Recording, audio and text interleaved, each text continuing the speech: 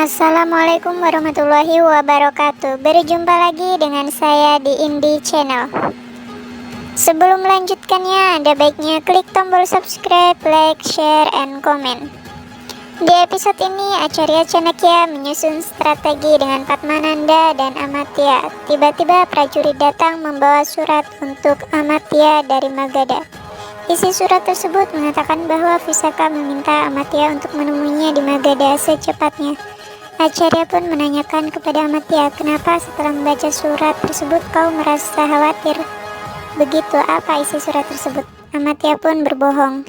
Ini tidak penting, ini surat dari Raja Pervatak yang mengatakan bahwa ia tiba di Magadha dengan aman dan selamat berkat Raja Padmananda. Namun Acarya tidak percaya dengan Amatya dan menyuruh prajurit untuk mengambil surat tersebut.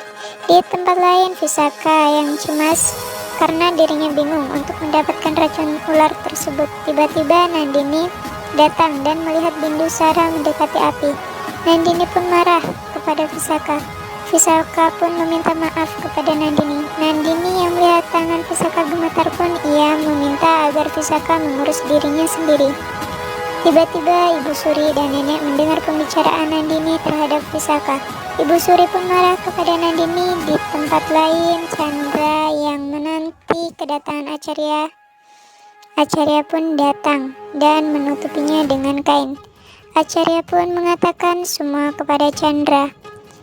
Di tempat lain, Chandra mengumpulkan semua orang dan mendatangkan sebuah hiburan, yaitu permainan ular. Visakha yang melihat ular tersebut, ia cemas, gemetar, dan seperti akan mengambil racunnya. Nandini yang melihat reaksi Visakha pun curiga dan ingin bertanya tanda-tanda yang ada pada Visakha. Ketika sudah selesai, semua meninggalkan tempat tersebut. Saat pawang ular itu mengambil minum, tiba-tiba Nandini datang dan menanyakan tanda-tanda yang ada pada Visakha. Pawang ular tersebut menjelaskan bahwa tanda itu hanya dimiliki Visakha-nya dan orang tersebut sangat berbahaya. Saat pawang ular kembali, ternyata ularnya menghilang. Nandini pun meminta pelayan untuk mencarikan buku, dan Nandini pun mencari banyak bukti tentang Visakha. Nandini pun pergi untuk menemui Chandra dan ingin memberitahu tentang Visakha. Namun Chandra tidak mempercayai Nandini dan akhirnya Chandra membawa Nandini untuk membuktikan perkataannya. Saat Visakha selesai mengambil bisa ular, Visakha kaget karena ada Chandra dan Nandini. Visakha pun bertanya, ada apa Chandra dan Nandini datang? Chandra mengatakan bahwa Nandini yakin jika kau adalah seorang Visakha-nya. Visakha yang mendengar itu pun terlihat marah dan kesal. Namun Visakha bersandiwara kepada Nandini dan Chandra pun berpura-pura untuk mempercayai Visakha.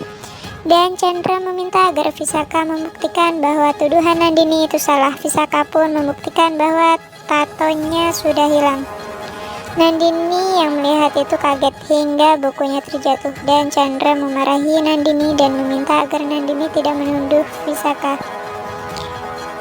Saat Chandra mengambil buku tersebut, Chandra melihat ular di dalam kamar Visakha. Di tempat lain, Amatya menemui Visakha. Visakha mengatakan setiap kali dirinya mencoba menghabisi Chandra, tetapi Nandini selalu menggagalkannya dan merusak rencana Visakha.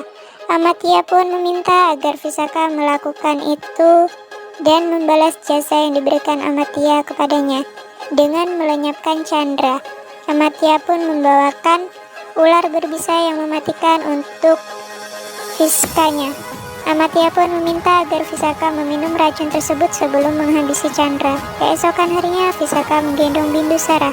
Tiba-tiba Nandini datang dan Visakha pun bertanya tentang apa yang disukai Chandra dan tidak. Namun Nandini menjawab Visakha harus menaiki pelaminan dulu dan Visakha akan mengetahui jawabannya. Di tempat lain, Nandini membicarakan rahasia kepada nenek dan Nandini pun ingin nenek mengusir Nandini dari istana ini. Nenek pun kaget mendengar itu bahwa Nandini ingin menemui putri Visakha yang sebenarnya dan Nandini pun menceritakan semua tentang Visaka, dan nenek pun membantunya saat Nandini memijat Bindusara dan mengatakan bahwa Nandini akan meninggalkannya sementara. Tiba-tiba Chandra datang dan mendengar pembicaraan Nandini dan Chandra. Dan Chandra mengatakan, bukankah Nandini ingin pergi setelah membongkar tentang Visaka? Nenek dan Nandini pun menuju pintu untuk mengeluarkan Nandini, namun Helena mencurigainya dan mengikuti nenek. Saat Nandini sudah keluar, tiba-tiba Helena datang dan nenek membawa Helena pergi.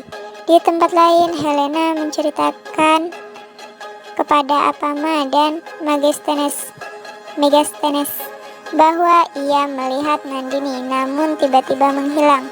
Di tempat lain, saat Nandini mencari toko tembikar, tiba-tiba ia melihat Chandra dan ia melihat orang lain itu seperti bayangan Chandra dan Nandini. Di tempat lain, Apama dan Helena pergi ke tempat di mana Nandini menghilang. Namun ternyata Apama melihat selendang Nandini yang terjepit di pintu dan mengatakan kepada Helena, terkadang karena mencari hal yang lebih besar, terkadang kita tidak dapat melihat yang ada di depan mata dan kita melewati hal-hal kecil yang sangat penting. Dan Apama menunjukkan selendang itu pada Helena. Keesokan harinya saat perayaan upacara pernikahan Chandra dan Visaka, tiba-tiba Helena menanyakan tentang Nandini kepada Ibu Suri. Ibu Suri pun menjawab dengan kesal, untuk apa Nandini berada di sini? Nenek pun mengatakan bahwa Nandini tidak berada di sini, namun Helena mencoba memastikan kepada nenek, dan nenek pun menjawab, kau tidak mengerti, aku dengar dia sedang sakit dan sedang istirahat di kamarnya. Nenek mencoba meyakinkan Helena.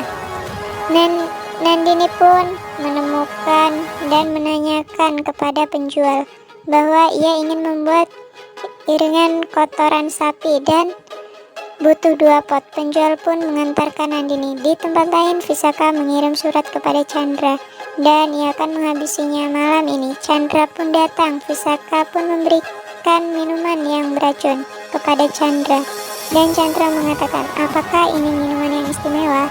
Visaka pun menjawab, iya, ini minuman istimewa yang terbuat dari serbuk bunga yang akan membuatmu bahagia yang tak bisa terlupakan.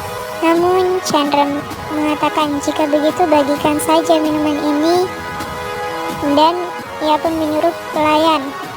Visaka yang melihat itu marah, dan saat Chandra menggoda Visaka, Visaka pun pergi untuk mengambil minuman tersebut dan menggantinya dengan yang lain. Di tempat lain, Acarya menemukan surat tersebut. Dan ternyata kecurigaannya benar bahwa surat itu bukan dari Raja Parvatak namun dari Visaka palsu untuk Amatya. Mungkin cukup sekian. Terima kasih. Wassalamualaikum warahmatullahi wabarakatuh.